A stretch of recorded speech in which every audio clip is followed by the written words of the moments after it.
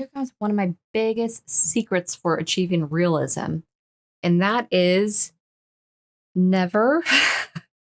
How do I explain this as simple as possible? The biggest secret to realism is middle. What I mean by that is you don't want anything to be too light or too dark. The middle range is where it's at. You don't want anything to be too red, too yellow, or too blue. Oh, that's not blue. There we go. It's somewhere in the middle of those variations and how you blend them together where you're going to get your most realistic looking colors. And you can achieve that with your glazing. Toning.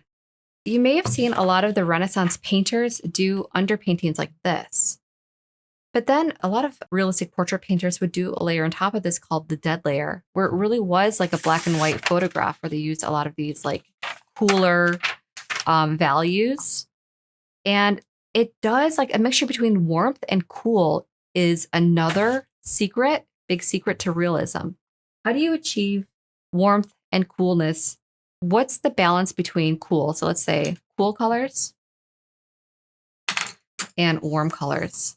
If it's too cool, it might look more stylized. And if it's too warm, it might look very stylized, or it might look like a time of day, like nighttime or daytime or whatever. But if you're looking for like capturing a real, like realism, there has to be a delicate balance between warmer colors that are not too warm, cooler colors that are not too cool, yellows, like the in-betweens. Like how are all of these kind of blending together that is not too much of one thing or another? Because I don't know if you can see this, but this really is very blue.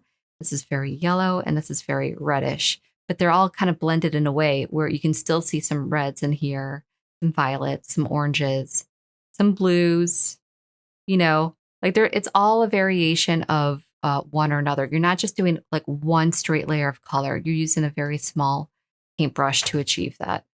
So my biggest secret for achieving realism is playing with everything in the middle, trying to get it as close to the middle, but creating enough variation where it still leans one way or leans another way, but it's still somewhere in here. When you start to go extreme in any direction, from lightness, darkness, whatever, or colors, then it starts to get more stylized. And that can be a stylized version of a realistic portrait. But those are things that you should know so you can play with it and not have it be an accident, have it be intentional, and you can use those to really get your messages across.